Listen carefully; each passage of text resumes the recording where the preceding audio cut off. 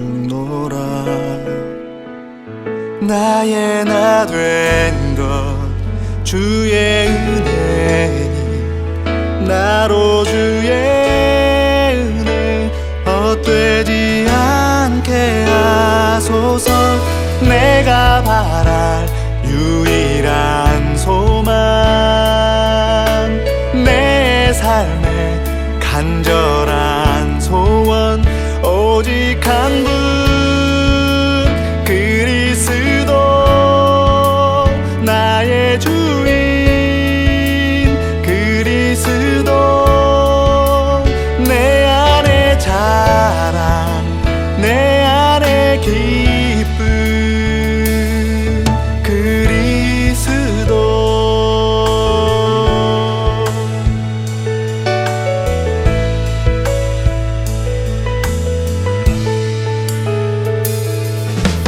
예수 안에 나의 증거 나는 날마다 죽노라. 예수 안에 나의 자랑 나는 날마다 죽노라. 나의 나 된 것 주의 은혜니 나로 주의 은혜 헛되지 않게 하소서. 내가 바랄 유일한 소망 내 삶의 간절한 소원 오직 한 분 그리스도 나의 주인 그리스도 내 안에 자랑 내 안에 기쁨 내가 바랄 유일한 소망 내 삶의 간절한 소원 오직 한 분 그리스도 나의 주인 그리스도 내 안에 자랑 내 안에 기쁨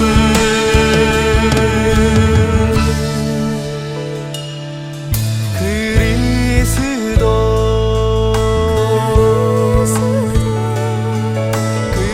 그리스도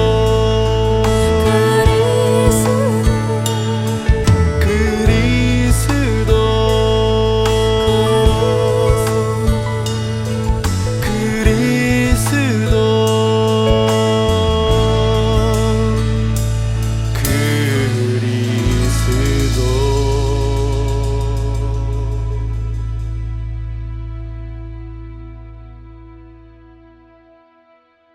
약초의 고장이자 산삼의 본향인 함양 지리산 자락 800고지. 게르마늄이 풍부한 땅에 씨를 뿌리고 농약 한 방울 비료 한 톨 없이 추운 계절 더운 계절 견디며 7년을 기다립니다. 산삼 순백 5,000개 이상의 구매 후기와 만점에 가까운 평점 13년 외길 산양산삼 추출 기술로 햇섭보다 더 좋은 스마트 햇섭 시설에서 아무도 모방할 수 없을 만큼 압도적 품질로 만든 지리산 산양산삼 추출액 순 100% 산삼 순백 마셔보시면 바로 압니다.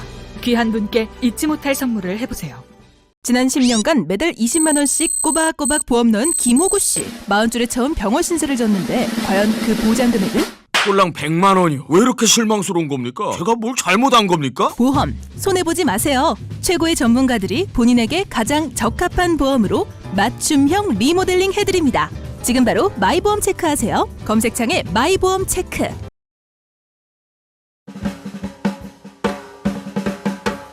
성역을 깨뜨리는 그 이유를 아는 게 중요한 것 같아요. 죽음이 마지막 말은 아니다. 종교가 지금 딴짓 할 때가 아니라 네. 윤석열, 김건희가 배 두드리고 잘 살면 안 되잖아요. 그게 뭐냐고 물으신다면 하나님께 물으셔요. 그 답은 어디서 오는 거예요? 공의의 네. 분노와 욕은 이 따끔한 일침이라고 생각하거든요. 아니 근거를 대야지 근거를. 되게 심각한 문제가 있는 거 아니에요? 저는 그 거짓말 같아요. 불교 좀 당혹하게 할 만한 주제 하나 찾아가지고 아무거나 해주세요. 돌 맞을지도 모르지만 담배 피는 흡연자에 대해서 너무 이 집단 혐오가 혐오를 박근혜가 만들었다. 우리 지금 결론은 거예요. 박근혜가 흡연자에 대한 혐오를 만들었다. 그리고 저는 요즘 오히려 그런 생각 들어요. 옛날에는 제가 담배를 안 피니까 뭐 그분들이 그렇게 하는 게 왜 담배를 안 피해요? 이상. 죄송합니다. 네. 아무튼 그런데 지금은 이분들이 진짜 너무 좀 심하다는 생각이 들어요. 저희 아파트도 단지 내에서 못 펴요. 단지 밖으로 나가야 돼. 단지 도로로 자체에? 가야 돼. 네, 도로로 나가야 돼. 이게 이렇게 돼 있어. 오늘도 저는 화장실 금방 갔는데 그 옆에 조그만 공간이 있더라고요. 네. 아니, 거기서 그냥 피셔도 될 것 같은데 1층까지 건물 밖으로 나가야 되잖아요. 너무 좀 과하지 않나 하는 생각이 들어요. 그렇습니다. 그것도 귀여운데. 인간관계가 나빠지면서 흡연자들에 대한 태도도 영향을 받은 게 또 있죠. 왜냐하면 옛날에는 동네에서 개 키울 때 개가 짖어도 뭘 안 했어요. 그냥 그쵸, 개 키우면 그쵸. 개는 짖는 거지. 네. 지금은 난리 나잖아요. 수술해라. 큰일 나죠. 그다음에 뭐 층간소음 같은 것도 옛날에도 있었단 말이에요. 근데 옛날엔 조금 너그러웠거든요. 지금은 조금만 들려도 가서 항의하고 그만큼 싸우고. 사람들의 마음이. 네. 왜 우리가 생각보다. 프로 불편하다 그러잖아요. 뭐 조금만 불편해도 그 난리를 쳐버리고 뭐 신고하고 갈등이 오히려 만들어지는데 소장님께서 말씀해주신 우리성에 대한 긍정적 표현 같은데 우리를 위해서 당신들 좀 생각해주세요. 그때 이게 그러니까 서로 우리라고 생각하니까 너그럽게 지내는 게 있는 거죠. 우리끼리 뭐 그 정도야. 그쵸. 네, 예. 다 너그럽게 봐줄 수 있지. 근데 이제 남남이라고 생각하니까 그렇네요. 안 봐주는 겁니다. 그러네요, 진짜. 예. 아니 자기 자식은 얼마나 너그러워. 그러면 가족끼리 너그럽잖아요. 그러니까 케바케라고 그때그때 다르고 케이스 바이 케이스로 그냥 그 얘기 한국인이 종교성이 없다고요? 약하다. 약하다. 일단 개신교만 해도 세계에서 유례 없는 어떤 교회 성장을 보여줬고 또 대형 교회, 소위 말하는 그 메가처치들이 세계적으로 유명한 메가처치들이 한국에 뭐 10개다 그러면 5개 절반이 한국에 있다는 얘기도 있고 뭐 숫자는 정확하지 않습니다만 그러니까 제가 볼 때는 이게 종교성이 엄청 강한 것 같은데 소장님께서는 또 개신교만이 아니잖아요. 불교도 마찬가지, 다른 종교도. 네. 근데 왜 소장님은 종교성이 약하다고 하셨을까? 종교성에 대한 개념을 어떻게 정의하느냐에 따라서 좀 달라질 수도 있는데요. 네. 저는 여기서 종교성을 어떻게 얘기하는 거냐면 종교인들이 들으면 기분 나쁠 만한 얘기는 아닙니다. 제가 볼 때는 네, 사실 그 한국 사람들은 어떤 신이나 절대자 신이나 교리, 종교 교리에 목숨을 걸지 않는다는 뜻입니다. 그러니까 엄청나게 그거에 집중해서 빠져들지는 않는다라는 것이고 조금 달리 얘기하면 인간에게 도움이 되는 한에서의 종교, 그러니까 신이나 이 맞아요. 교리를 맞아요. 믿는다. 그건 그래요. 그러니까 그런 측면이 강하다. 그래서 절대적으로 거기에 빠져들지는 않는 성향이 있다라는 취지에서 말씀드린 그 겁니다. 얘기구나. 예. 근데 많이 빠져드는 것 같은데요? 근데 역경이, 아니, 물론- 역경이 없어 그런 게 안 드러난 게 아닐까요? 혹시? 깊은 신앙심을 가진 종교인들이 없다는 뜻이 있긴 아니에요. 하죠. 그게 있긴 없다는 하죠. 뜻이 네. 아니고 일반적으로 한국에서 종교가 미치는 영향이 그렇게 강력하지 않다는 거죠. 그러니까 그런 차원에서 말씀해 주시니까 제가 이제 계속 질문을 던지는 크리스찬들의 질문을 던지는 게 뭐냐면 당신 도대체 누구를 위해서 신앙생활을 하냐 하나님을 위해서 믿냐 아니면 너를 위해서 믿냐 이런 질문을 제가 던진단 말이에요. 근데 던지는 이유가 뭐냐 보니까 진짜 하나님을 위해서 믿는 사람이 아니라 자기 이익을 위해서 믿는 사람이 너무 많아. 그래서 이런 질문을 던질 수밖에 없는 거죠. 네. 이제 그런 차원에서는 또 소장님 말씀이 맞는 거. 기복신앙화된다. 예, 한국에 예, 오면 예, 종교는 예. 다 이런 얘기도 하는데 예.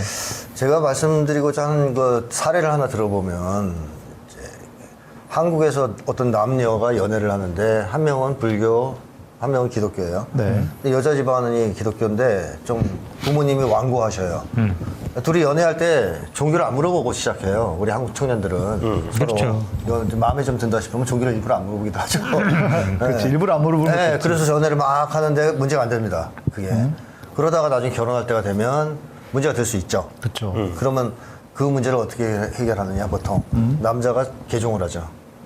그러니까 불교를 버리고 교회에 나가기 시작합니다. 그래서 결혼을 하는 그런 경우가 있어요. 근데 교회 나가던 사람이 개종하는 경우는 없더라고요. 아, 반대도 있긴 있습니다. 근데 그 굉장히 적던데. 어느 쪽이 파워가 세냐예요. 근데 기독교인은 이렇게 바꾸는 경우가 왜 별로 그러냐면 없는 것 같아요. 그 개신교는 워낙 그 베타성을 계속 강조하기 때문에 네. 강요하기 때문에 근데 그런 가톨릭하고 개신교는 좀 왔다 갔다 합니다. 이제 거기. 같은 라인이라고 보는지. 어쨌든 제가 말씀드리고자 하는 요지는 이 개종이라는 것이 한국에서 차지하는 의미가 외국에 비하면 상당히 약하다는 거예요. 중요하지 않다는 거죠. 상대적인 얘기입니다. 상대적인 얘기. 네네. 그래서 한국 사람들은 그 큰일이라고 그렇게까지 큰일이라고 생각을 안 해요. 젊은이들이 그거 바꾸는 걸. 또 주변에서 그거 바꿨다고 야 이 나쁜 놈아 너 어떻게 그렇죠. 그거 비난하지. 종교를 바꿀 수가 있어. 이런 것도 거의 없어요. 근데 또- 어때? 서구는 바꿀 필요가 없기 때문에 안 바꾸는 게 아닐까요? 못 바꾸는 거죠. 그렇죠. 그냥 서로 이 가톨릭과 개신교가 만나도 그냥 그대로 잘 사니까. 그러니까 미국 같은 경우에는 개신교도가 80%인데 이 개신교를 버리고 이슬람으로 가는 게 쉽지 않아요. 왜 쉽지 않냐? 그러니까 미국 사회가 열린 것 같지만 종교를 딴 걸 믿는 거에 대해서 굉장히 배타적입니다. 뭐 예를 들면 무신론자라고 주장했던 과학자 같은 경우에 뭐 여론의 문매를 맞기도 하고 무신론인 걸 천명했다가 그런 사회고 한국 사람들이 한국에 있을 때는 불교도 믿고 뭐 이것저것 믿지만 미국 가면 무조건 다 개신교로 들어가요. 맞아요. 왜냐면 그 하위 커뮤니티에 들어갈 수가 없어요. 맞아요. 그렇죠. 그래서 미국에서 주류 쪽 사회에 받아들여지려면 개신교를 믿어야 됩니다. 그나마 사회적으로 보호 장치가 교회라는 네. 울타리 안에서, 그러니까 특히 한인들 같은 경우는 교회 안 다니면 아무것도 못해요. 서양 사람들은 그 교리, 신앙 예. 이게 그 사람의 인생관과 세계관을 많이 정하거든요. 그래서 기독교적 세계관을 믿냐 아니면 이슬람 믿냐 뭐 딴 거 믿냐에 따라서 사람들이 달라요. 보면. 그리고 생활 양식도 달라요. 그 영향을 많이 받아요. 그렇죠. 그리고 나중에 그걸 깨는 거는 배척을 각오해야 돼요. 다른 커뮤니티로 옮겨가는 걸 각오해야 됩니다. 맞아요. 네. 근데 한국은 세계관이나 인생관이나 이런 데 크게 영향이 없어요. 종교가. 그래서 사람들이 뭘 믿든 비슷비슷해요. 만나서 얘기하다 보면. 무슨 말씀인지 그렇긴 해. 이해했어요. 솔직히 불교나 개신교나 뭐가 달라 지금. 그러니까요. 근데 그런 건 있는 것 같아요. 왜냐하면 미국 사회에서는 무신론자가 지금 되게 많거든요. 그러니까는 그러한 미국 사회에서 종교를 가지고 있다는 건 꽤 나름대로 신념이 있는 이런 상황이다 보니까 이렇게 그냥 벽이 나름대로 센 거고 우리는 대부분의 사람이 어떤 세 종교 안에 대강 다 들어가고 적당히 무속도 들어가면서 그러다 보니까 오히려 좀 이렇게 편안해진 게 아닌가. 저는 우리 김태형 소장님이 우리 한국인이 종교성이 이렇게 강하지 않다 이런 설명을 조금 더 길게 예를 들면 한국인들은 종교의 가르침이 자기 삶에 미치는 영향이 별로 아주 가깝지 않다 이렇게 네. 설명하면 더 오해가 없을 것 같아요. 왜냐하면 네, 그 얘기입니다. 이제 길게 보면 말하자면 우리 김태형 소장님 책을 사보면 오해가 없는데 책을 사지 않고 이야기를 들으면 계속 질문이 나올 것 같아요. 근데 제가 보면 우리 김 소장님의 책을 많이 팔기 위해서 일부러 그런 압축적으로 이렇게 그런 문장을 만들어서. 만들지 않았나 궁금하게 만들라고. 근데 예를 들면 서양 같으면 심리학자시잖아. 그렇죠. 그 종교의 가르침과 삶의 그 밀착도가 강하기 때문에 개종 같은 경우가 사실 어려워요. 맞아요. 그 선생님 말씀대로. 근데 한국인은 뭐 휴대폰 회사 바꾸듯이 네. 뭐 저기 인터넷 뭐 가입 회사 바꾸듯이 생명보험 회사 바꾸듯이 개종이 그렇게 사회적으로 이제 충격이 안 되는 거예요. 그렇죠. 예, 그런 주변에서도 현상이 본인도 그래요. 근데 이제 이런 측면이 있지 않습니까? 적어도 그렇다 이제 인정을 하면 적어도 우리는 양다리는 잘 없어요. 아니, 우 교수님 말고, 여기 우 교수님 말고, 예. 웬만하면 정리하고 넘어가거든요. 그렇죠. 왜냐하면 안 그랬다가는 이게 괜히 좀 이게 한쪽한테 벌 받을 것 같기도 하고 그런 측면도 있는데 그것이 종교성이 강해서 그런 것이다라고 이렇게 말할 수 있는 그런 여지는 없을까요? 그건 아니겠죠. 그건 아니고. 네, 그 커뮤니티에서 욕먹이는 거 한국 사람들은 그런 거 싫어하잖아요. 그쵸. 네. 이쪽도 아니고 저쪽도 네. 아니고 뭐 어중간하게 네. 껴가지고 그런 사람 싫어하기 회색 분자. 야 정리하고 가라. 차라리 이게 나은 거고. 근데 정리했다고 욕먹는 경우 극히 드물어요 한국에서는. 그쵸. 우리 양다리가 먹지. 네, 양다리가 욕먹지. 소장님 말씀하신 한국인의 종교성이라는 거는 결국에는 지 마음대로 믿는다. 지 믿고 싶은 대로. 자기가 예, 그러니까 어느 커뮤니티에 들어가든가. 네, 자기에게 도움이 되는 한에서 믿는 편이다라는 거죠.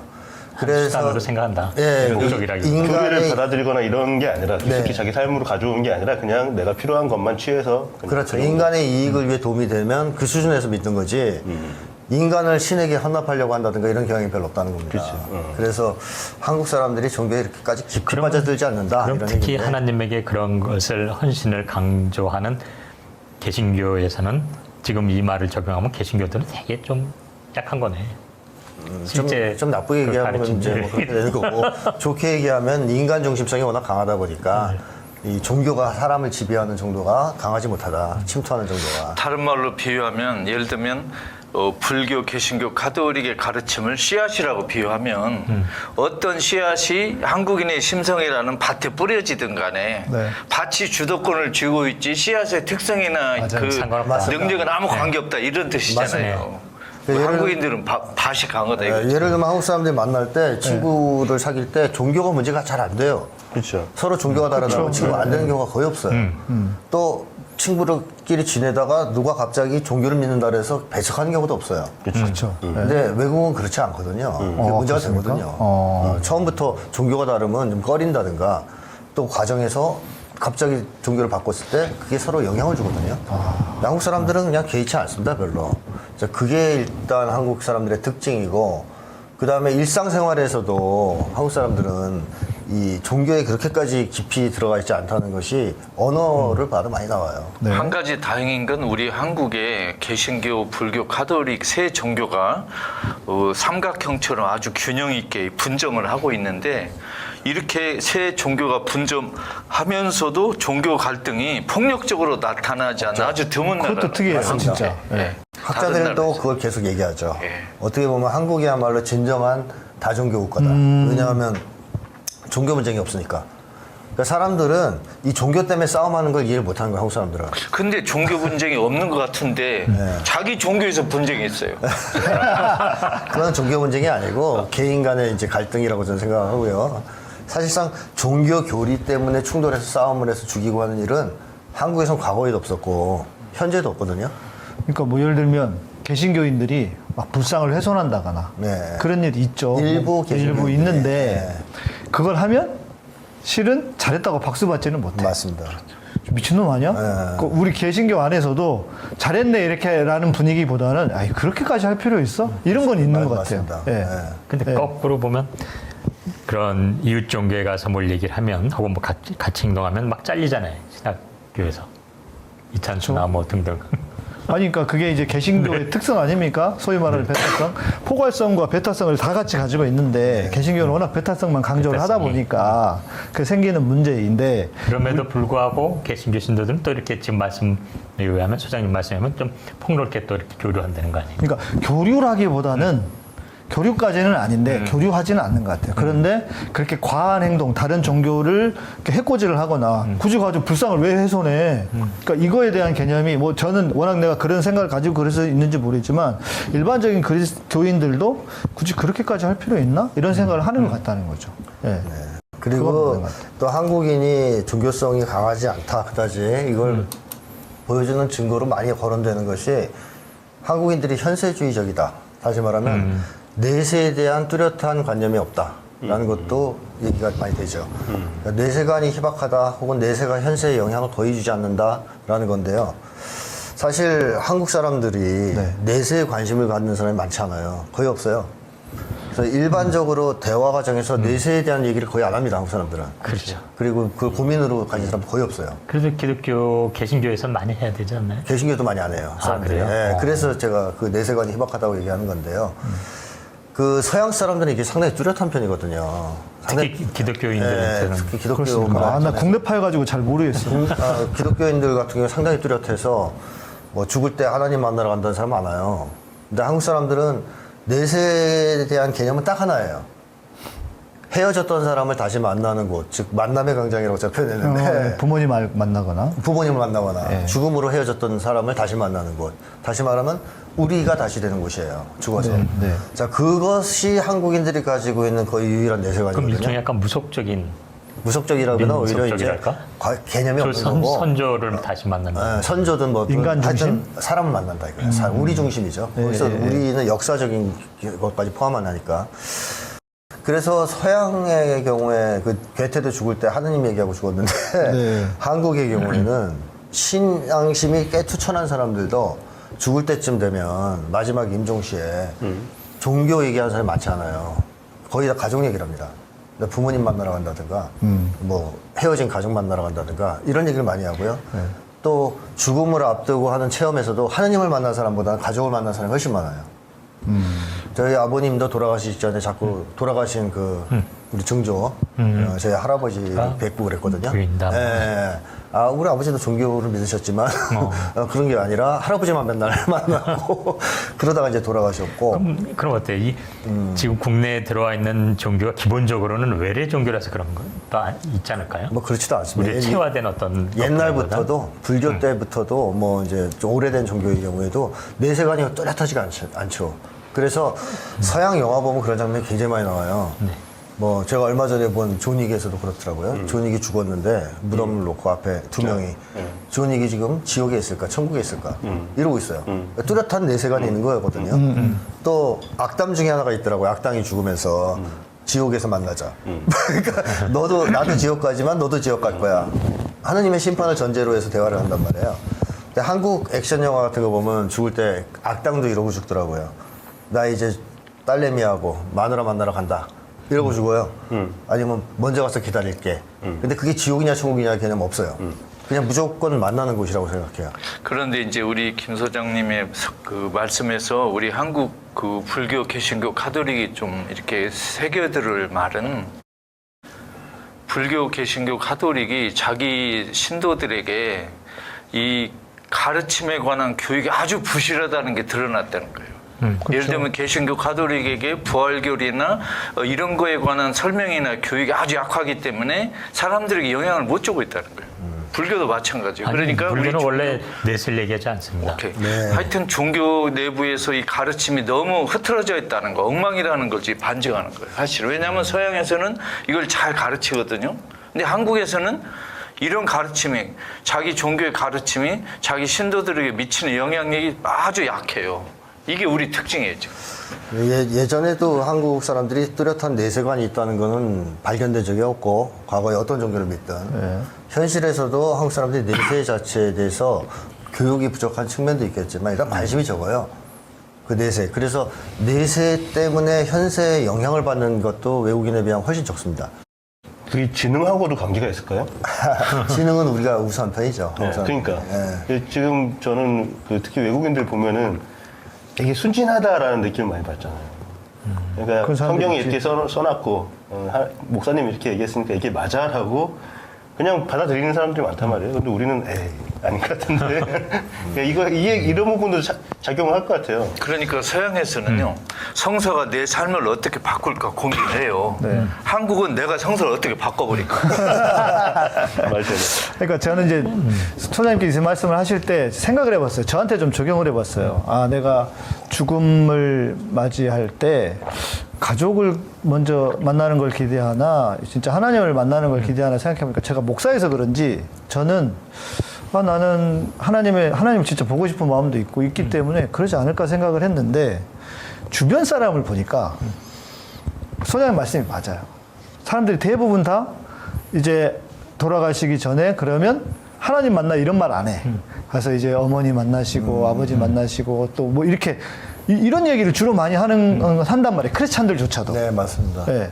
그걸 보면서 그렇네? 제가 생각을 좀 그런 거를 내세에 대한 관심이 없다고 표현해서 좀 안 될 것 같아요. 왜냐면은 어떤 기독교식 혹은 뭐 불교식이라도 좋고 종교적인 형태의 내세의 의미지 네. 결코 우리 국민이 죽은 다음에 그 세계를 완전히 부정하고 현실적인 거 희박하다는 아니잖아요. 거죠. 없다는 약하다. 근데 네. 계속 나오지만 선조들 뭐 제가 누굴 만난다든지 혹은 무속에서도 보면 뭐 무당이 뭐 죽은 선조를 불러온다 이래가지고 끊임없이 죽음 이후의 세계에 대한 관심은 저는 많이 있지 않았나. 근데 다만 이게 이런 지금의 우리가 익숙한 어떤 기독교적인 거나 어떤 특정 종교 형태의 내세관으로 보면 굉장히 약하지만 저는 우리 김태형 소장님의 의견에 그 공감하면서도 좀 달리 표현하고 싶은데 예를 들면 죽은 다음에 가족을 만난다 그러면 이미 내세를 인정한 거잖아요. 그렇죠. 그런데 내세를 이제 부활이라든가 또 이렇게 다시 만나는 개념은 강하지만 심판 개념이 약해요. 한국인에게. 네. 이게 내가 삶을 이렇게 살으면 죽은 뒤에 뭐 천국이냐 지옥이냐 즉 내 삶에 대한 되면 냉정한 평가가 내려진다는 게 약해가지고 그냥 제외 다시 만나는 것만 신경 쓰는 거예요. 네.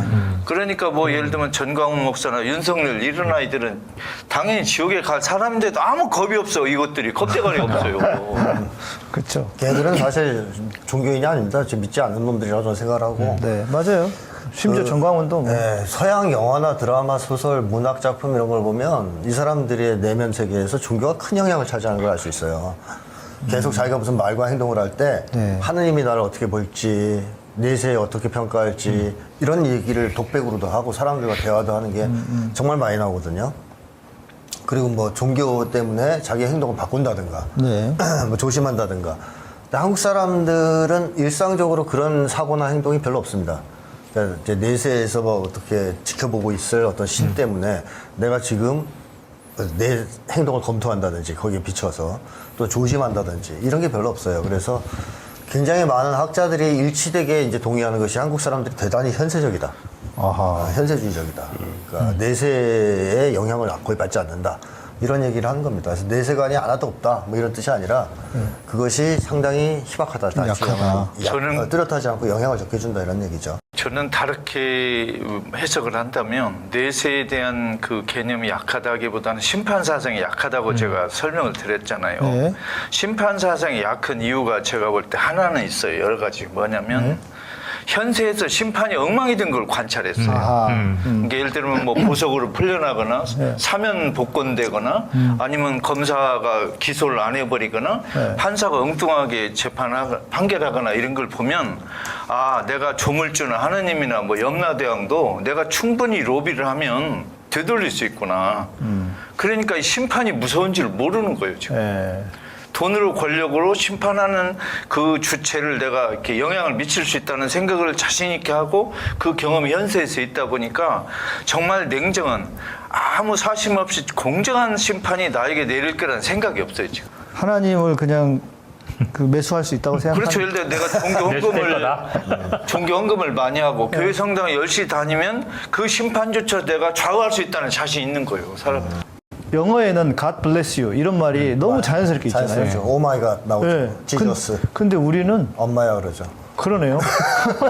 아이고 아버지. 아이고 그리고 놀래가지고. 그리고 제가 이제 크리스찬들을 만나면 미국 갔을 때 이제 그 크리스찬들을 만나서 이야기를 해보면 항상 뭘 하냐면 praise God 이래요. 네, 맞아요. 네. 그러니까 근데 나는 내가 목사하고 그때는 전도사였지만 그런데도 좀 낯설더라고요. 내가 얼마나 그렇게 하나? 별로 없거든요. 굳이 직접 막 아유 하나님 감사합니다, 하나님 찬양합니다 이런 걸 잘 안 해. 네. 그런데 보니까 아 그런 차원에서는 또 인정을 안 할 수가 없다. 서양 사람들은 언어에 엄청나게 배어 있죠. 그러네요. 그리고 비상 상황에서 나오는 감탄사가 하느님과 연관된 게 많죠. 종교가. 뭐 오마이갓부터 시작해서. 한국 사람들은 그런 위기 상황에서 튀어나온 말이 엄마야거든요. 굉장히 현실적인 인간들이. 그러네. 옆에 있는 엄마가 도와주는 게 낫다 이렇게 보는 건데 어쨌든 그런 문화에도 계속 녹아있기 때문에 기독교가 들어와서 심판 사상이 오기 전에부터 한국에 종교는 있었습니다. 불교도 있고 있었지 않습니까? 근데 그게 한국인들의 삶을 막 좌지우지하면서 생활을 다 바꾸고 이런 게 안 돼요. 그냥 적당한 선에서 이거는 뭐 쓸만하네 한번 받아들이고 아니면 말고 그래서 한국 사람들이 교조주의적 성향이 좀 약하죠. 그렇죠. 종교의 그 작구를 딱 믿고 거기에 틀리면 배 탓이하는 그런 게 좀 적어요. 그러면 반대로 저는 이런 생각이 드는데 저 같은 사람은 한국 교회가 왜 도대체 이 모양이냐 그리고 바른 신앙을 가져야 한다 그리고 바르게 믿어야 하고 그래야 또 바른 세상도 사회도 만들 수 있다 이런 생각을 하는데 보니까 지금 소장님의 말씀을 쭉 들어보면 한국은 도대체 바른 신앙이라는 걸 갖기가 어려운 거예요. 왜냐하면 와서 무슨 종교가 와도 자기들의 예를 들면 인간 중심의 신앙으로 바꿔버리잖아요. 기복 신앙으로 바꿔버리거나 아니면 지금 뭐 이렇게 하나님의 개념보다는 좀 인간 중심, 가족 중심으로 바뀌게 되고 그럼 이거 자체가 와 이거 나 같은 사람은 진짜 먹고 살기 힘들겠다는 생각이 드는데 한국 사람들이 기복 신앙화된 것은 개인이기주의 때문이죠. 신자유적 자본주의에서 예, 변질된 예. 거고 예. 한국인들에게 종교가 받아들여지는 측면은 제가 볼 때는 우리성 강화와 연결될 때 이거는 효과가 있을 거라고 생각합니다. 근데 지금까지 기독교는 우리성을 강화하는 쪽이 아니라 맞아요. 집단이기주의를 강화하고 맞습니다. 배타주의를 고취하는 예. 이런 짓을 했기 때문에 한국인들한테 오히려 쉽게 받아들이지 못한 측면이 있지 않느냐 그런 생각이 들고 이 헌금은 무지 잘하는 것 같은데. 그거는 이제 겁이 많은 사람들, 죄의식이 많은 사람들이 지옥 갈까봐 그치. 하는 경우가 많고. 지옥 갈까봐 그럼 내색게 의식하는 거네요. 아니, 그 교수님. 네. 사람들에게요, 너 왜 교회 다냐고 물어보면요. 네. 내가 잘 살고 행복해지고 싶어서가 아니에요. 지옥 가기 싫어서가 대부분. 그럼 꽤 내세를 인정한다는 거 아니에요. 아니, 처벌 공포죠. 어쨌든 이렇게 뭐 어떤 형태로 나타나건 내세의 상정이 굉장히 강하게 작동한다. 한국 사람들은 내세보다는 천벌을 무서워하는 거예요. 천벌. 그러니까 우리 전통적인 한국인의 마음속엔 천벌에 대한 공포가 있어요. 맞아요. 하늘이 우리를 벌한다. 우리 민족은 아마 윤석열, 김건희도 그러니까 겁이 날 그러니까 거예요. 내 얘기는 천벌이 살아서냐 죽어서냐인데 살아서예요. 그러니까 대체로. 근데 지금 말씀 들어보면 죽어서 지옥 갈까봐라든지 그래서 헌금을 많이 한다면 그거는 내세에 대한 인정의 증거를 쓸 수 있잖아요. 저는 그 천벌에 대한 공포가 기독교 교리와 결합되는 거라고 봐요. 어느 정도. 근데 실제로 한국 사람들은 내세라기보다는 천벌 되게 무서워합니다. 그러니까 윤석열 대통령이 저는 왕자 새기고 막 나오고 청와대 옮기고 다 천벌 무서워해서 그런 거예요. 그렇지. 지가 한 짓이 있으니까. 쩌쩌하게. 한국 사람들이 예전부터 하늘을 숭상하면서 네. 나쁜 짓을 하면 하늘이 벌을 줄 거라고 생각했어요. 그래서 이 천벌 받을 놈아 이러잖아요. 그래서 넌 하늘이 무섭지 않냐? 이런 얘기를 했단 말이에요. 그러니까 번개치면 무서워하고 그래요. 네. 나쁜 놈들은 하늘에서 번개 때리니까. 그러니까 우리가 하다가 너무 나쁜 놈들 보고 답답하면 늘 나오는 말이 이 천벌을 받을 것들. 그렇죠. 맞아요. 이게 나와요. 그러면 종교성이란 거를 우리가 어떤 보이지 않는 존재 네, 그런 네. 뭐 막강한 하건 이렇게 하늘의 옥황상제 뭐 천벌을 내린 놈이건 하여튼 그런 막강한 존재에 대한 인정이라고 한다면 종교성은 있었던 거네요. 그래서 아니, 없다는 얘기가 아니라 그러니까 꽤 그게 늘 일상생활에 네. 작동했던 그러니까 종교가 없었다고 얘기할 수 없죠. 당연히 우리 나라 사람들은 많은 종교를 갖고 있었어요. 무속에서부터 시작해서. 그러니까 종교가 없었다는 게 아니라 종교성이 그게 이제 아까 했다 유일신 네. 내지는 강력한 신 어떤 교리 그러니까 기독교적인 어떤 여기에 대해서 아주 네네. 강력하게 집착하거나 뭐 몰입하는 성향이 네. 다른 데 비해서 상대적으로 적다 이런 얘기고 기독교적인 세계관에 대한 특히 불교도 한국에 들어와서는 그렇게 강력한 교리로서 사람들의 행동을 지배하는 쪽은 아니었어요. 그냥 사람들 마음 편안하게 해주는 오히려 현실에서 구원해주는 미륵불 사상 이런 게 유행하지 않았습니까? 이제 그런 형식으로 한국에서는 종교가 작용을 했다라는 건데요. 왜 한국 사람들이 이런 쪽으로 종교성이 좀 부족하냐, 이제 좀 약하냐 하는 것은 한국의 우리주의와 관련이 있습니다. 인간 중심주의요. 네. 한국 사람들 우리 생활을 해왔단 말이에요. 먼 옛날부터 같이 모여서. 근데 종교를 사람들이 믿게 되는 가장 큰 이유로 심리학자들이 얘기하는 게 무력감이거든요. 무력감. 인간이 너무 힘이 없어요. 두렵고. 그러니까 어떤 절대적인 사람한테 의존을 자꾸 하려고 하는 이런 게 있는데 개인으로 고립돼서 사는 서양 사람들 같은 경우에는 그 무력감이 심하잖아요. 그러겠네요. 네, 뭐 홍수가 나도 개인은 어떻게 할 수가 없습니다. 그냥 죽어야지. 근데 만약에 우리로 뭉쳐서 살면 홍수가 나면 제방을 쌓을 수가 있거든요. 그러니까 무력감이 훨씬 덜하죠.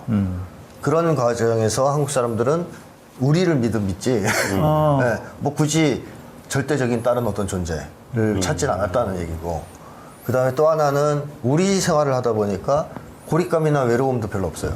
그래서 아까 그런 상황, 그런 어떤 정신적인 문제나 자살이 없었다고 말씀드렸는데 우리 생활을 하니까 맨날 사람들하고 놀고 잘 놀고 막 이러니까 외로움이나 이런 걸 탈 데가 별로 없습니다. 맞아요. 그러다 보면 종교에서 또 하나의 그거는 외로움을 달래는 것도 있거든요. 그쵸. 예. 그래서 혼자 고립되어 있는 느낌, 이걸 벗어나고 싶은 거. 미국 영화 같은 거 보면 제일 신기한 것 중에 하나가 심리 상담 받으러 되게 많이 가잖아요. 네네. 꼭 가서 하는 얘기 보면 별거 없어.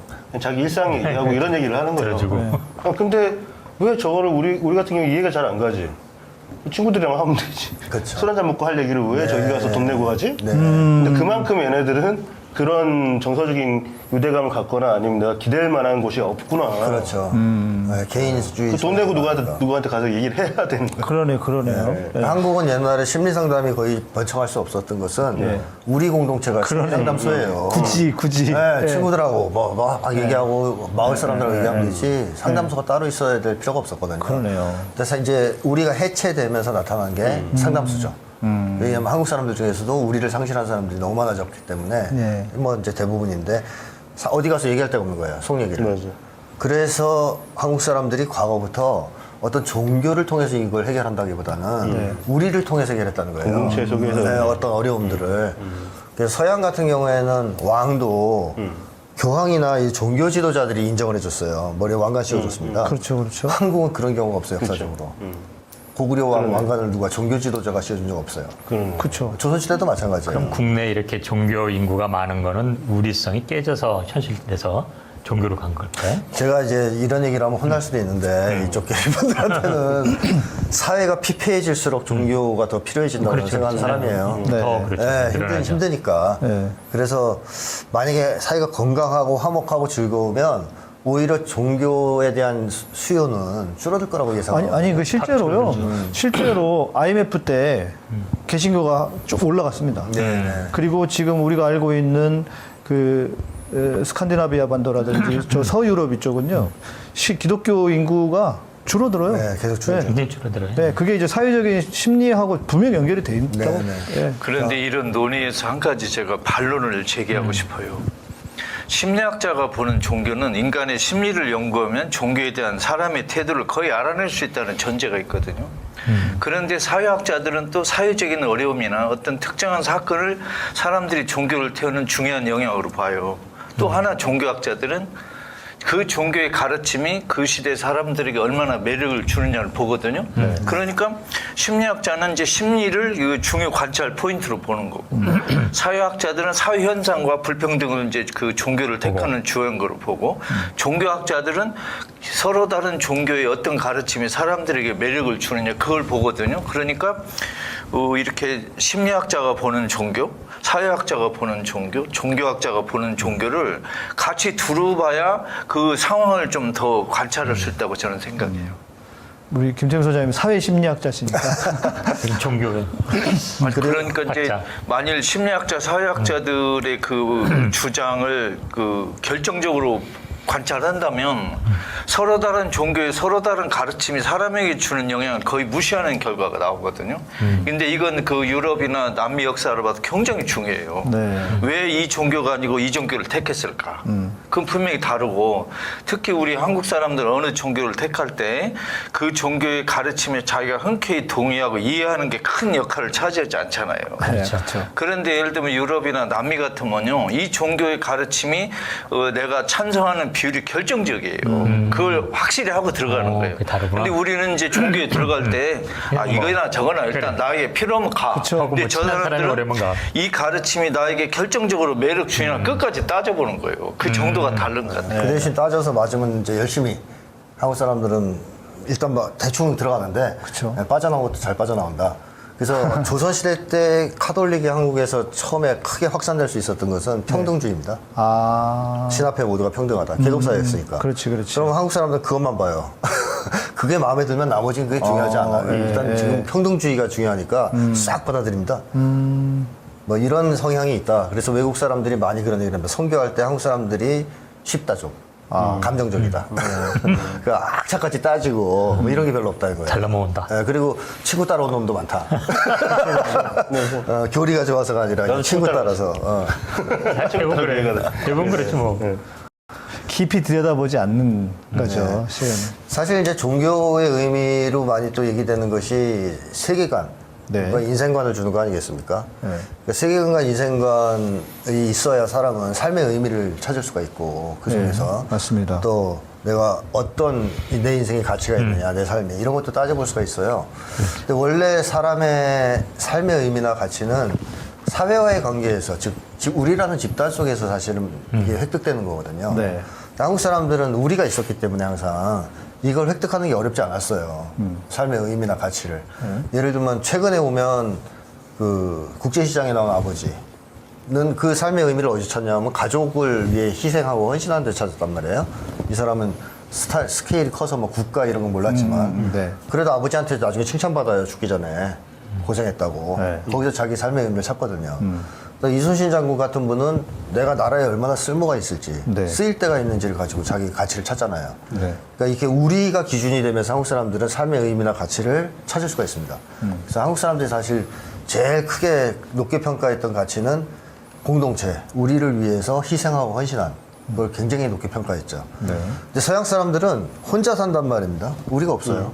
그렇죠. 예. 그러니까 이 사람들은 삶의 의미와 가치를 찾아올 데가 없어요. 우리가 없으니까. 네, 네. 그럼 종교가 필요하죠. 아. 그걸 이제 종교가 주니까. 그래서 종교의 필요성이 한국인보다 훨씬 더 강했다라고도 하나의 이유로 설명이 됩니다. 이제 이런 거는 있지 않을까 싶어요. 기독교 선교 역사에서 선교사가 들어오지 않았는데 알아서 먼저 믿은 나라. 그게 이제 우리나라거든요. 중국에 가가지고 이 사람이 가가지고 먼저 선교사가 왔더니 보니까 믿고 있는 거예요. 이거 뭔 일이야 이게. 자기가 최초로 왔는데. 그리고 또 아까 말씀하신 것처럼 우리는 하늘에 대한 개념이 크잖아요. 네. 그래서 그것 때문에도 선교가 더 쉬웠다는 이야기도 있거든요. 있습니다. 네, 네. 그러니까 하늘을 숭상하는 네. 하느님. 네. 뭐 그게 이제 개신교에서 뭐 하나님이라고 하는데 이런 차원들이 그래도 종교성하고 연결이 돼 있을 텐데 이런 생각이 들거든요. 아니면 또 그런 것도 있는 것 같아요. 일종의 신학문으로 생각했던 것 같아요. 맞습니다. 신학문. 네, 그렇게 처음에 돼 있죠. 신학자들이. 이론적으로 받아들이고. 네. 네. 그래서 정약용도 보니까 여기서 뭐 굉장히 그 가톨릭 신자라고 하지만 본인이 스스로가 나중에 말을 바꾸고 막 이러거든요. 그다음 신학문으로서 자기가 막 열심히 했다가 그 당시 이제 이른바 서학을 받아들인 그룹이 세 그룹이 있었어요. 네. 하나는 서양을 학문으로만 본 그룹이 있어요. 네. 또 하나는 종교로만 본 그룹. 또 하나는 학문 플러스 종교로 본 그룹. 세 그룹이 나눠져요. 조선시대 첫 서학을 받아들인 사람들이. 네. 그래서 어떤 사람은 나는 천주교 신앙을 싫은데 서양 학문을 공부하겠다. 그런 그룹이 나왔고 서양 학문은 그 서양 종교의 바탕위에서 나온 거다. 이렇게 주장한 사람은 그 종교와 사상을 같이 받아들이고 학문을 또 이걸 분리된 사람은 또 달랐어요. 그래서 이제 이게 서학을 보는 눈이 달랐기 때문에 좀 이건 조금 더 깊은 연구가 필요한 것 같아요. 네. 네, 어쨌든 뭐 한 가지 책에 나온 얘기를 소개해드리면 어떤 사람이 직접 겪은 일인데 네. 비행기를 타고 가다가 막 문제가 생긴 거죠. 막 기류도 안 좋고 비행기 문제도 위기 생기고 상황이 위기 상황. 그래서 기장이 마음의 준비를 하라 하는 정도의 상황이었는데 그러자 이제 거기 있는 이제 주로 서양 사람들이 탄 비행기인데 누가 나가더니 기도하실 수 있는 분 나오라고. 이제 우리가 할 수 있는 거 기도밖에 없어요. 맞아요. 그래서 이제 누가 나와서 기도를 하면서 다 기도를 하더라는 거예요. 네. 자기는 거기서 멀쩡히 있었다는 거죠. 한국 사람인데. 익숙하지 않으니까 그 상황에. 그럼 한국 사람들은 보통 그런 위기 상황에서 어떻게 하느냐. 문자 보냅니다. 가족들한테. 그렇죠. 안부, 편지 쓰거나. 안부. 그래서 세월호도 아이들이 마지막에 계속 문자 보낸단 말이에요. 그런 상황에서. 보통 서양 사람들은 그런 위기 상황에서는 신을 찾는 경향이 있습니다. 근데 한국 사람들은 가족을 찾고 가까운 사람을 찾고. 근데 비행기 안에서 이미 휴대폰을 껐을 텐데 어떻게 문자를 하려고 꺼내죠? 나중에 이제 그게 날아갈 수가 있으니까. 갈 수도 있으니까. 추락하고 아니면 가야죠. 뭐. 메모를 할 수도 있고. 근데 어쨌든 그때 한국인들의 마음이 머리에 떠올리는 것은 가족이다. 가족이다. 그 순간에. 네, 서양 사람들은 보통 그때 그런 상황이면 오마이갓이 나오듯이 신을 생각하는 경향이 있다는 거죠. 근데 뭐 요즘도 서양은 많이 변한 것 같아요. 그렇죠. 서양도 많이 이제 서양도 지금 종교가 뭐 약해졌으니까. 그런 상황에서 뭐 기도하자 이런 상황은 거의 없어졌을 것 같아요. 예, 조금 이제 된 사례. 서양 사람들이 종교에 관한 태도가 좀 변하긴 했는데 서양 사람들은 예수에 대한 그 존중과 이렇게 따르기에는 별 변화가 없어요. 그 교회나 성당에 나는 그 종교 조직에 대한 밀착도가 뚝 떨어진 거지 예수에 관한 매력이 떨어진 건 맞아요. 아니에요. 그래서 이걸 잘 구분해서 해석해야지. 예를 들면 저는 많은 한국의 목사님들이 뭐 유럽 기독교 신앙은 망했다. 뭐 교회 나가는 확률을 봐라 엉망이다 우리가 가서 선교한다 이런 얘기 하는데 거기 가서 선교할 필요 없어. 이미 그분들은 그 예수라는 분하고 자기 삶을 연결하는 그 마음이 아주 강해요. 교회 성당 안 나가지만 근데 우리는 교회 성당을 자주 나가지만 예수 가르침과 자기의 일상적인 삶의 거리가 멀잖아요. 그러면 통계나 겉으로 보면 한국인들이 훨씬 예수에 대한 믿음이 강한데 그쵸. 실제로 보면 유럽이 훨씬 강하다는 거예요. 제 관찰로. 이미 그 사람들은 내재화가 돼 있는 맞습니다. 상태로 살아가는 거고. 따로 예수나 뭐 하느님이나 이런 게 필요 없는 것 같아요. 체화돼 있고, 그러니까는 그 사람들 요즘 뭐 최근 통계 보면 거의 유럽은 뭐 이런 기독교나 뭐 이런 수치가 굉장히 뚝 떨어져 있고 불교는 좀 오히려 올라가는 경향이 좀 낮은 상황에서도 무신론자들이 굉장히 늘어나고 있거든요. 네. 본인 또 스스로 물론 생활하는 데 서양에서 있어도 그 교회 성당이라는 종교 조직에 대한 애착이 뚝 떨어진 이유는요. 서양 역사에서 개신교 가톨릭이 보여줬던 그 부끄러운 모습이 많이 익숙한 거예요, 이 사람들이. 그러니까 예수와 거리는 밀착되지만 교회 성당이라는 종교 조직과는 거리를 두겠다는 거예요.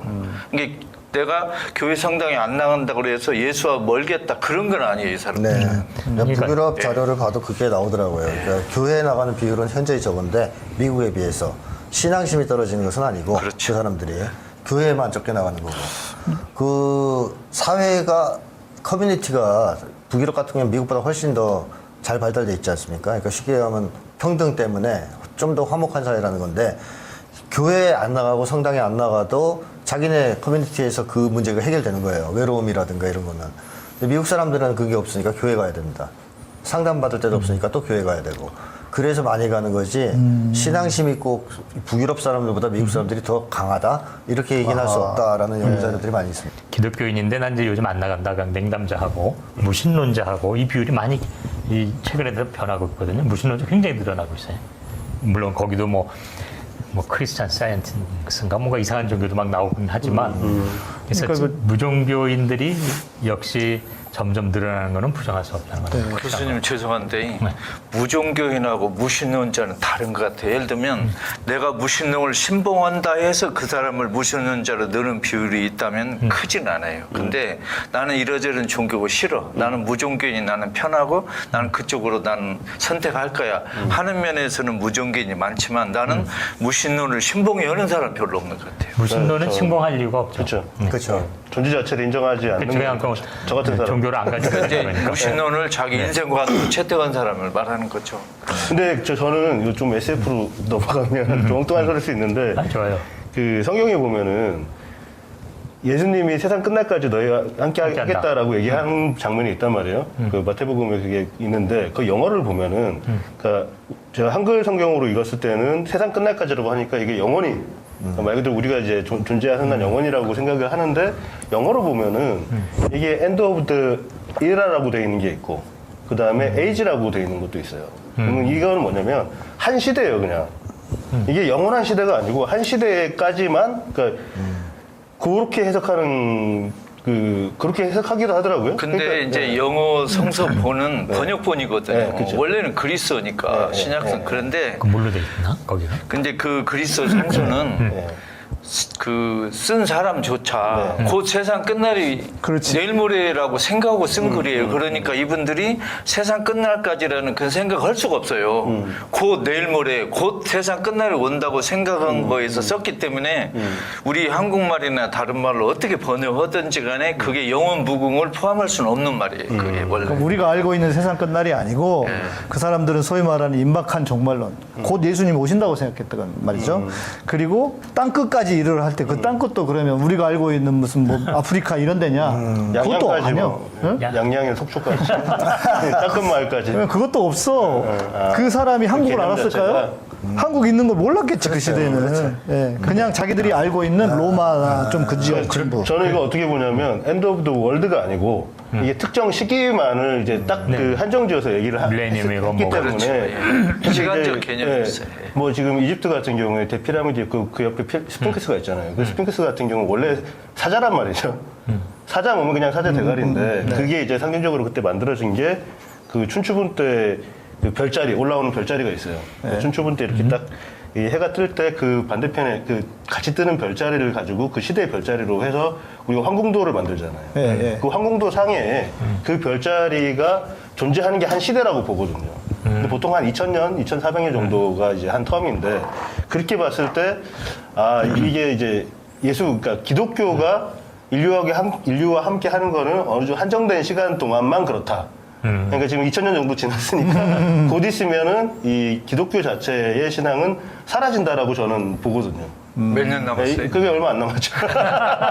그래서 그래서 이게 뉴에이지야? 다음 세대로 넘어가는 이 기점, 그 교차점에 있지 않나. 그게 뉴에이지라고. 그래요? 예, 반기독교적인 뉴에이지라고. 전기독교적이면 안 돼요? 그 아까 이제 그 말씀하셨는데 유럽이나 유럽, 미국 뭐 미국도 그러나요? 그러니까 그 예수님과 하나님을 사랑하는 사람들은 있지만 조직 교회를 떠나려고 하는 사람들이 많다. 이게 한국도 이제 가속화되어 가고 있습니다. 예, 그래서 그러니까 비율은 적을 거예요. 서양에 비해서 또 미국에 비해서 비율은 적지만 그런 사람들이 지금 꽤 많이 늘어나고 있어요. 그러니까 예를 들면 제 채널에 오시는 분들이 그런 분들이에요, 주로. 이제 저도 지금 뭐라고 얘기하냐면 교회 가지 마라. 왜냐? 교회가 교회 같아야 교회를 가지. 그 교회에 하나님이 계시냐? 아니 윤석열을 지지하는 교회에 하나님이 계시겠냐고. 이거 말이 안 되는 거란 말이에요. 이거는 무슨 정파적인 걸 떠나서 윤석열 그리고 아니 윤석열이 무당 천공 빠져가지고 그 난리 치는데 아니 그럼 이 지구상에 하나님이 안 계신 곳이 계시네. 있네. 그렇죠. 예. 그러니까 그 교회는 제가 볼 때는 그래서 제가 이제 그렇게 차라리 가지 마라. 왜냐하면 가끔 댓글로 막 올라오거든요. 아 오늘 설교 그 교회 가서 설교 들었는데 뭐 또 윤석열 찬양하고 뭐 우리나라 공산화 된다고 아직도 그러고 있다고 그래서 막 스트레스 받는다는 거예요. 그래서 저는 가지 마세요 이제. 옛날에는 제가 안 그랬어요. 제가 이제 방송한 게 한 15년 다 돼가는데 처음에는 그렇게 얘기 안 했거든요. 근데 지금은 제가 자신 있게 얘기해요. 교회 가지 마세요. 그 교회 아닙니다. 그 우리 양희삼 목사님이 이단이네. 뭐 할 수 없어. 하나님의 이 무소부재를 부정하고 있어. 할 수 없어. 할 수 없어. 네. 아니 하나님이 원래 네. 계시지 않는다는 곳도 사실 구약 성서에도 있어요. 네. 나는 너희들 같은 거 싫다 이런 거 많거든. 그러니까 구약시대에 그럼 신약이 와가지고 네, 그래서 지금 실제로 기독교 인구가요 엄청 줄어들고 있답니다. 전 세계적으로 그런 것 같아요. 네, 그리고 특히 청년들은요 3%. 진짜 3%. 왜냐하면 그 분석해 보면 그러니까 부모들 자녀들 있잖아요. 그러니까 자기 발로 교회를 가는 애들이 거의 없다는 거예요. 아니 근데 이게 이 신자유적인 이런 지금 이 상황과도 맞물리는 것 같아. 애들이 교회 갈 시간이 없고 학원 돌아다니고. 그렇죠, 당연히 그것도 있고요. 아니, 저는 뉴욕 가가지고 되게 멋있는 성당 같은 게 있는 거예요. 한 100년 넘었대요. 네. 그 뭐 사진도 찍고 막 이랬는데 나중에 알고 보니까 그게 다 이슬람 성전이야. 팔렸대요, 다. 그렇죠. 네. 팔려가지고 이슬람 애들 다 사가지고 자기 교회로 쓰고 있다고 그러더라고요. 그 전에는 그냥 마을 그냥 그 커뮤니티 장소로만 활용되고 이러다가. 한국에도 그런 교회 나타났습니다. 아, 그래요? 교회를 사가지고 그 뭐죠 나이트 클럽으로 만든 교회 생겨났습니다. 신나겠네. 하나님 멋지다. 함께하는. 멋지다. 교회를 산 거야. 네, 그 뉴스에 나왔더라고요. 교회가 꽤 쓸만했나 보다. 그래도. 그죠. 그랬나 보죠. 아니 목사님이 운영하시는 건 아니에요 혹시? 지금 유럽에는 일부 지역에서는 천주교 성당이나 수도의 건물을 천주교가 국가에 헌납하는 데가 많이 늘어나요. 왜냐하면 처음에는 이제 신부 수사가 없으면 평신도를 고용해가지고 종교 건물을 이렇게 유지하거든요. 그런데 정말 신부나 이제 수사가 없으면 평신도들이 이 건물을 넘겨주기 싫으니까 아예 권리와 의무를 다 포기해서 국가에 주어버리는 거예요.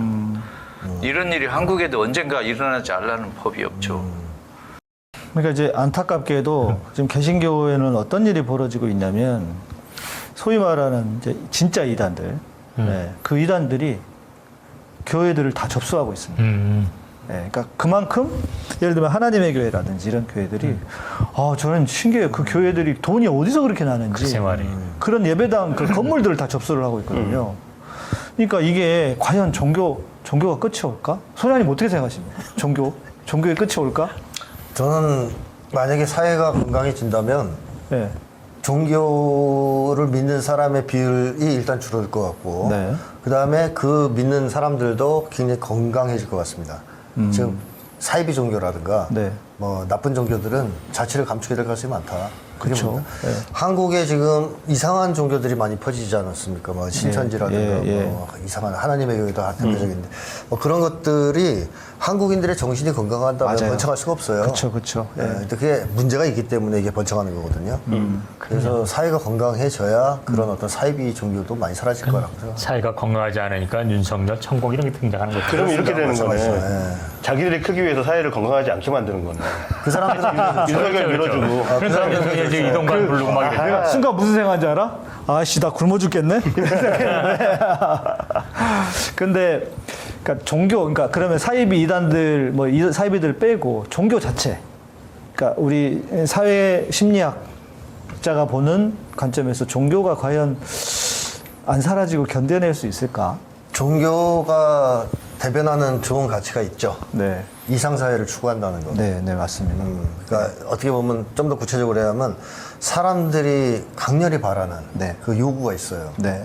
아름다운 세상, 이상사회에 살고 싶다. 모두가 하나가 돼서 화목하게 살고 싶다. 네. 이걸 종교가 대변하고 있거든요. 그쵸. 그래서 지금까지 저는 살아왔다고 생각해요. 버텨왔다고. 그 측면 때문에. 한국 교회는 안 그러는데. 예, 근데 이제 이념에는 그런 게 있긴 있어요. 있죠. 지향적으로. 지향적으로. 그러니까 네. 그게 만약에 아예 없었다. 네, 그러면 저는 인류 역사에서 없어졌지. 이렇게 종교가 오랫동안 지탱할 수는 없었을 거라고 봐요. 네. 근데 어때요? 이 종교가 이제 그런 면 때문에 쭉 살아남긴 하되 인류에게 끼친 폐악이 너무 크잖아요. 그렇습니다. 예. 그거 어떻게 하면 좋을까요? 그러니까 이제 과학성 부재, 그 다음에 종교의 이 정치적 도구화 이런 것들이 문제인데 예. 그게 아까 얘기했듯이 종교가 건전해지려면 사회가 건전해져야 예, 예. 종교를 악용하는 사람들도 맞습니다. 사라지고 맞습니다. 악용해봤자 안 먹히니까. 그렇죠. 예. 그다음에 종교 교리 중에서도 정말 핵심 예. 좋은 것들 네. 본질은 사랑 아닙니까? 그렇죠. 이 맞습니다. 사랑을 중심에 내세우는 종교가 될 수 있지 그럼 않을까? 소장님 사회를 건강하려고 그러면 어떤 문 줄까요? 소장님의 입장에서 보면 사회를 건강하게 하기. 제가 아까 계속 앞선 기본소득? 시간에도 말씀드렸지만 시스템이 바뀌어야 되는데 어떻게 바뀌어야 되느냐?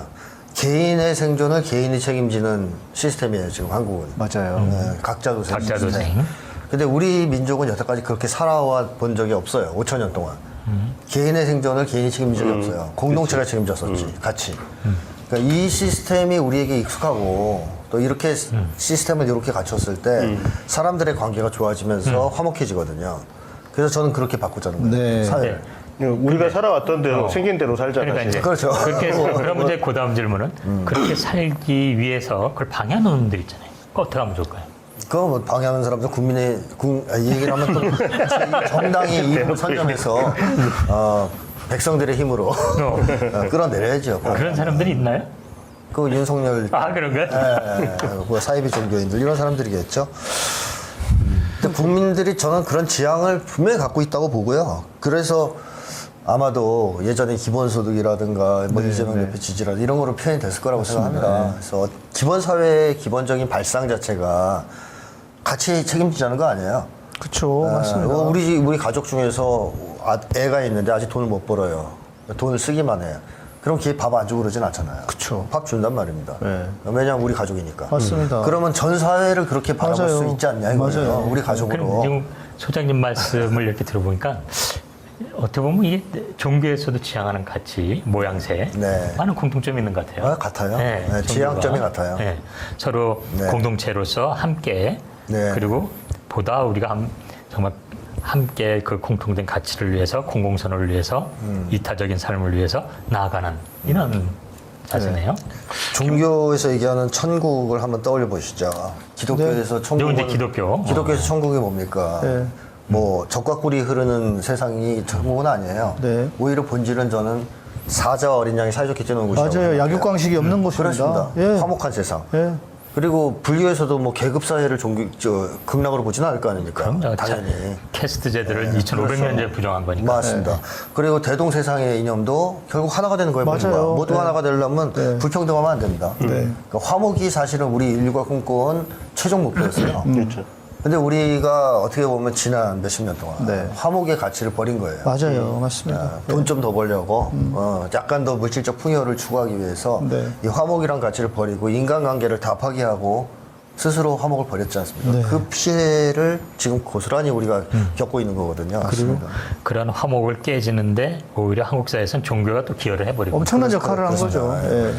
저는 김태형 소장님의 그 함께 살자, 이 우리성, 공동체성을 강화하자는 그 주장이 종교와 연결된다는 거에 100% 찬성하고 이해하고 아까 그 소장님께서 기본소득 말씀을 하셨는데 저는 기본소득에 찬성하고 또 하나 기본소득을 실제하려면 또 그거와 못지않게 또 하나 또 해야 될 걸 저는 덧붙이고 싶어요. 뭐냐면 세금 제도를 바꿔야 한다는 거예요. 맞습니다.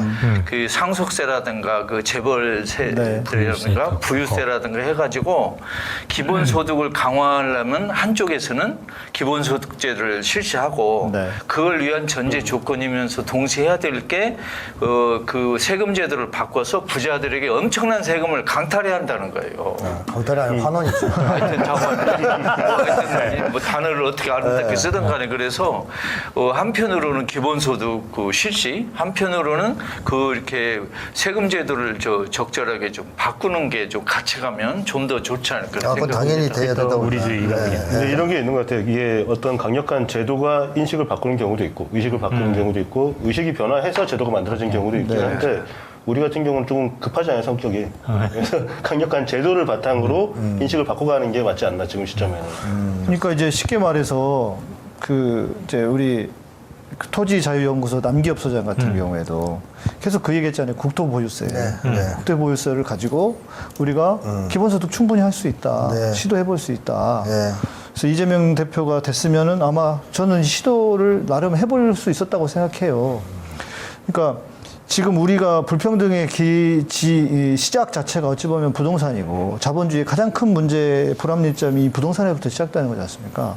그러니까 이게 되면 진짜 우리가 제가 이제 소장님을 뵙고 소장님 이제 제 방송에서도 제가 2번 모시고 말씀을 나눴고 또 계속 말씀하시는 걸 들을 때마다 아니 이 소장님 기독교인 아니 천주교로 세례 받았다니까 고백하세요. 이 방송이니까. 본의 아니게 무신론자지만 효도를 위해서 철저히 효도 상품으로. 효도 상품입니다. 그런데 소장님의 지향점이나 저희가 알고 있는 어떤 신앙의 지향점이나 전혀 다르지가 않아요. 맞습니다. 목표가 똑같습니다. 네, 전혀 다르지가 않아요. 그런데 어떻게 교회로 들어가면 이런 이야기가 없어. 교회 안에서는 이런 이야기를 하질 않아. 아예 딴 나라에 무슨 이야기 하는 것 같아요. 그러니까 우리 감독님도 여기 계시지만 본인은 무신론자라고 하는데 더 신앙인 같아. 이 두 분들이. 그러니까 이런 세상을 지금 우리가 살고 있는 거예요. 그리고 신앙이나 헌 사람은 다 무신론자 같아. 네. 사는 거 보면 네. 그러잖아요. 그게 인류 역사상 종교인들이 해왔던 모습이에요. 우리 교를 하나 만들어야 되겠네. 우리 교. 아니 그래서 제가 우리 소장님 모시고 이제 9월부터 이제 구모인 충청 채널에서 이제 방송하는데 오늘 방송하고 오늘은 변상욱 대기자님 모시고 하는데 그 소장님 모시고 하는 코너의 주제가 이겁니다. 제목이 우리가 답이다. 네, 우리가 답이다. 오늘 우리가 김태형 소장님 처음으로 이 프로에 모셔가지고 2시간 동안 신랄하게 청문회처럼 이야기를 나눴는데 우리 소장님이 아주 친절하게 차분하게 설명하는 걸 보고 제가 소장님이 어디 가서 하시든 인기가 있을 것이다. 그리고 우리 양 목사님이 하는 그 프로가 많은 사람들이 기다리고 네. 아주 애청할 거라는 그 추측이 들어갑니다. 다른 것보다 진짜 희망을 주고 싶어요. 우리 사회에 지금 너무 절망의 이제 시대잖아요. 우리들의 희망의 종교 여기 있잖아요. 빨리 하나 만드시고. 우리 총선 얘기를 해야 되는데 자, 그러려면 우리가 어떤 마음가짐을 갖자. 심리학자 한 말씀 해주시죠. 이 총선도 머지않았는데. 제가 뭐 다른 데서도 많이 얘기했지만 전 총선에서 민주당의 승리가 목표가 되면 절대 안 된다는 입장이고요. 맞습니다. 예. 왜냐하면 수박들이 공천을 많이 받아서 민주당이 이기면 맞아요. 뭐 하겠습니까? 뭐가 바뀌어요? 아무것도 바뀌는 거 없습니다. 네. 그리고 저는 결국 수박들은 고향으로 돌아갈 거라고 예상하고 있어요. 즉 윤석열 정권이 이 수박들을 협박을 해서 끌고 가든 당근으로 끌고 가든 정기 개편 시도할 거라고 아니 근데 예상합니다. 계속 심어놓지 않을까? 민주당이? 뭐 그럴 수도 당근을? 있겠지만 정기 개편하는 게 훨씬 편하면 하겠죠. 그러고선 필요하다면 뭐 내각제로 가든 뭐 하든 하지 않겠습니까? 그래서 그 의도가 분명히 지금 있기 때문에 다음 총선에서 무조건 민주당이 이기면 돼. 그거에 올인하자. 맞아요. 저는 위험하다고 생각합니다. 그런 맞습니다. 주장은. 오히려 강력한 개혁적인 사람들이 많이 등장하고 그렇죠. 또 민주당이 총선을 통해서 개혁 이슈, 즉 비전이죠. 국민들한테 제시한 희망을 맞습니다. 제시하고 이런 사회로 가자. 이런 사회로 가려면 이런 사람들을 뽑아주시오. 그렇게 해야 그래서 된다고 생각합니다. 공천이 제대로 이뤄질 때 민주당이 지지를 받지. 그렇습니다. 공천을 옛날처럼 지금 어쨌든 입법 행정 다 가지고도 정권을 넘겨준 정당인데 변화 없이 국민 지지하겠어요? 안 안 하죠. 하죠. 못 그러니까 하죠. 그거를 보여주는 건 구체적으로 공천에서 드러나야 됩니다. 그래서 저는 우리 시민들이 민주 시민들이 민주당의 공천 작업에 적극적으로 개입해야 된다. 예를 들면 수박들을 쫓아내고 정말 그 우리 민주 시민들의 뜻을 실천할 만한 그 인물들을 민주당에 많이 공천하도록 그렇죠. 우리가 적극적으로 개입해야 된다고 생각합니다. 네. 근데 이제 이게 지금 전망이 이렇게 막 밝지 않는 것이 민주당의 총선 전략이 하나 있는 것 같아요. 아무것도 하지 말자. 잠잠 삼선. 네. 기다 뭐 가만히 있으면 우리가 이긴다. 뭐 이런. 가만히 있으면 착각이 진짜. 가만히 있으면 윤석열 계속 삽질하고 저렇게 깽판 치니까 우리 찍어주겠지. 그러니까 아무것도 하지 마. 근데 가만히 있으면은 그 신앙을 가진 분들이 계시니까.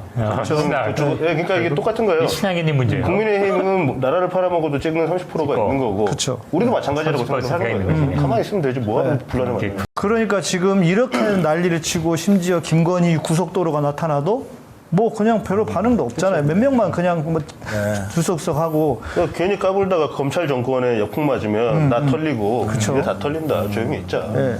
그리고 시민들이 뭔가 만들어내면 그때 손가락 얹히면 적당히 올라가죠. 어깨 동무하면 되지. 근데 시민들이 지난 21대 총선 이후에 이런 무력한 민주당 보고 이제 그렇게 그렇습니다. 바보짓 안 할 겁니다. 근데 이제 문제가 뭐냐면 지금 대안 세력이 안 나타나고 있잖아요. 그게 지금 문제인 그렇죠. 거고. 의정 교수님 또 예. 종교 우리들의 희망의 종교가 문제고 희망의 당을 만드셔야 되는 거 아닙니까? 아니요. 한번 또 속습니까? 네. 이제 그래서 민주당이 정말 공천에서 개혁을 표시할 수 있는 그런 제도를 만들고 또 사실은 약속을 지켜야 돼요, 민주당이. 이 지난번에 그 위성정당이 나올 걸 우리가 설마 했는데 걔네 만들었잖아요. 그러다 보니까 비례의원을 다 가져갈 위험 때문에 시민들이 나서서 결국은 맞서서 막았는데 그래서 선거법 개정하기로 했거든요. 근데 지금 총선을 앞두고 여전히 안 하고 있잖아요. 나쁜 놈들이에요. 저는 이재명 대표가 좀 그 정말 제대로 좀 일을 해라. 그 이낙연 뭐 또 친문 세력들의 협박과 그 회유에 넘어가지 말고 제대로 좀 공천해서 국민들이 정말 시원하다. 정말 제대로 한다. 이런 것 정도로 그렇죠. 공천 혁명을 좀 했으면 그러기 위해서 좋겠어요. 제가 사실은 칼럼을 쓰고 왔는데 민들레 문재인 대통령께서 사과하셔야 됩니다. 국민들에게. 그리고 민주당 내에 친문 이런 거 다 메시지를 던져야 돼요. 힘 합쳐야 된다. 안 그러면 민주당 괴멸이다. 이대로 가면. 그리고 사실은 저는 네. 저희 문재인 대통령이 바라는 게 하나 있어요. 네. 내년 총선 끝날 때까지 양산 아무도 오지 마. 나 안 만나줘. 이렇게 딱 선언하고 나 저기 다음 총선에 나 손 안 댄다. 문재인 내가 2012년, 16년, 20년, 24년까지 내가 손을 대리하고 딱 선언해야 돼요. 나 그랬으면 좋겠어. 그러니까 손 떼는 것뿐만 아니라 자신에 대한 지지자들이 민주당에서 싸움하고 세력 싸움하는 거를 그래도 그거를 중심에 있는 문재인 대통령이 명확히 메시지를 던져서 그러지 말아라고 얘기를 해야지. 지금처럼 그냥 아무 소리 안 하고 책방 주인처럼 이렇게 하고 이래서는 안 되고 굉장히 무책임한 겁니다. 국민에 대해서. 근데 이제 이게 뭐 용절 한번 욕하겠지만. 찾아뵙죠. 양산 한번 갔다 네? 오죠. 이게 순진한 우리 민초들의 외침이고 부르짖음이 아닌가. 제가 좀 우리 다 공천위원회 들어갑시다. 정통한 어떤 분에게 들었는데 정통한. 이런 얘기를 하시더라고요. 이재명 대표는 현역들의 의견을 거스르지 못할 겁니다. 이런 말을 하시더라고요. 그러면 이거는 제가 볼 때는 진짜 절망 아닙니까? 아니 저도 그렇게 생각하기 때문에 네. 문재인이 나서야 된다고 봐야죠. 그러면 우리 낙해조 우리 팀에서 문재인 대통령 방문해가지고 아예 그냥 생방송으로 토론을 그럴까요? 하죠. 좋아요. 네, 저 여쭤보고 좋습니다. 싶은 것도 많아요. 네. 사실. 나는 책임을 묻고 싶은 게 많아요. 근데 문재인 대통령이 원래 그 고구마야 그 양반이 우리가 그 간다고 한들 뭐 방국이나 끄겠습니까? 아니 내가 성서 가르쳐준다고 천주교 신도니까 내가 가르쳐준다고 한번 해보시고 너 누구야? 이럴 텐데 뭐. 그러니까 이게 지금 아니 진짜 진짜 양상 한번 합시다 우리 낙해줘. 하죠. 뭐. 섭외부터 갑니다. 왜 저한테 자꾸 그러세요? 그냥 가면 되는 거 아니에요? 책방 가서. 책방 가서 하면 돼. 책방에서 합시다. 어. 날 잡아가지고. 근데 이게 뭐 하는 경우야 그러겠지. 경호원들이 난리 칠 것이고 뭐 뻔히 그래지는 아니, 책방에서 하는데 뭐. 그러니까 지금 우리의 상황이 참 녹록치 않다. 그럼요. 민주당이 우리가 생각하고 그러니까 생각을 해보십시오. 지난 문재인 대통령 때부터 지금 6년 이상을 이렇게 왔습니다. 그런데 이분들이 갑자기 바뀔까? 이거 지금 우리가 너무 희망 회로를 돌리고 있는 거예요. 그래서 민주당을 제가 지난 월요일 날 이제 우리 초심님하고 하는 방송에서 잠잠 삼선 얘기를 했어요. 소심님이 그 전에 제가 그 김건희 선상 같이 갔었잖아요. 네, 민주당 국회의원들 중에 160 몇 명인가 170명 된다는데 그 김건희 선상 간 사람이 있나 모르겠어요. 우리가 뭐라고 거기를 찾아가냐고. 나는 목사라서요. 우리 조상들 묘도 잘 안 갑니다. 근데 뭐 내가 거기 남의 묘를 가냐고. 그런데 그날 갔다 이제 식사하다가 마지막에 민주당 얘기를 했어요. 잠잠 삼선이라고 그랬더니 소심님이 뭐? 이러더니 왜 나한테 얘기 안 했니?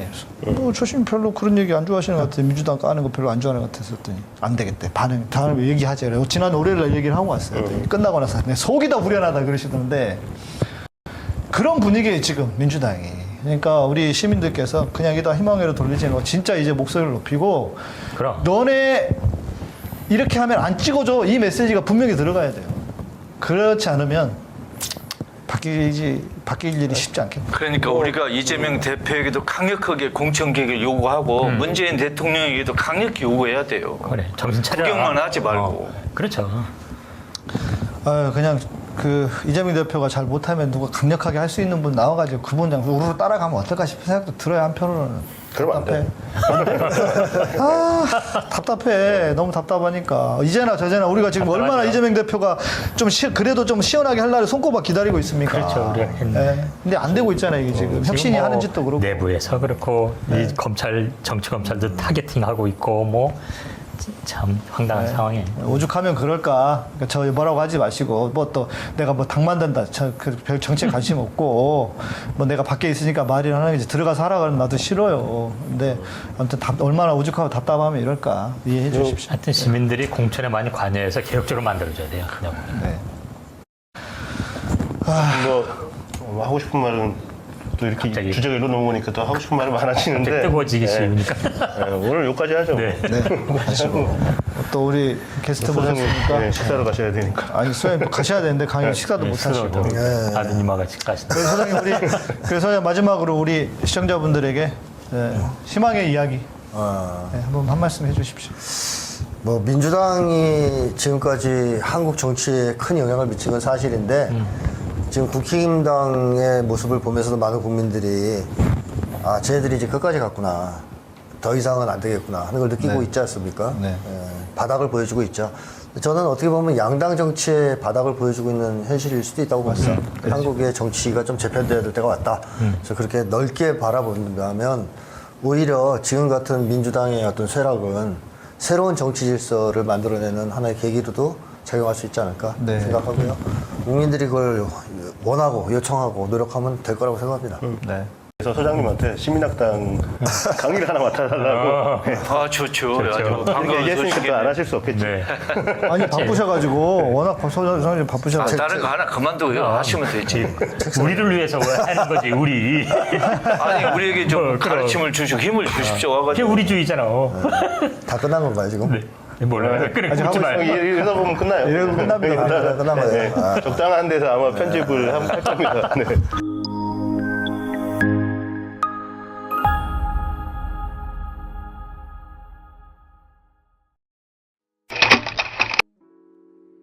나이가 든다는 것이 무엇일까요?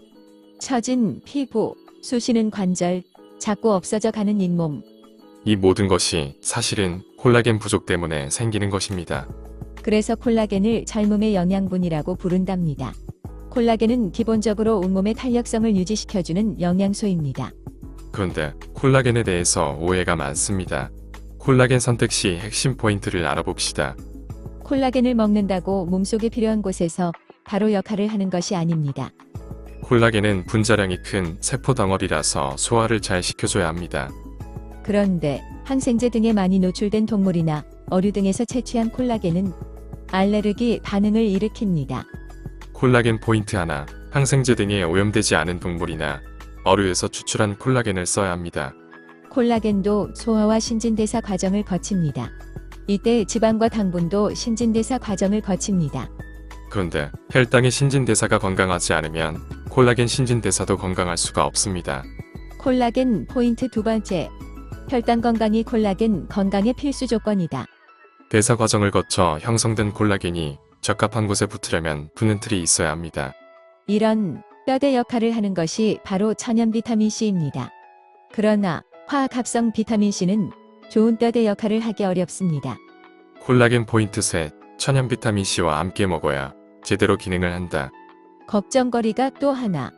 인공적으로 콜라겐을 주입시키면 몸이 자생적으로 콜라겐을 생성하는 능력이 약해질 수 있습니다. 고품질의 알로에 젤은 그 자체로 피부 건강에 좋을 뿐만 아니라 콜라겐 생성에 있어 신체의 자연적인 능력을 강화시켜 콜라겐과 함께 시너지 효과를 낼 수 있습니다.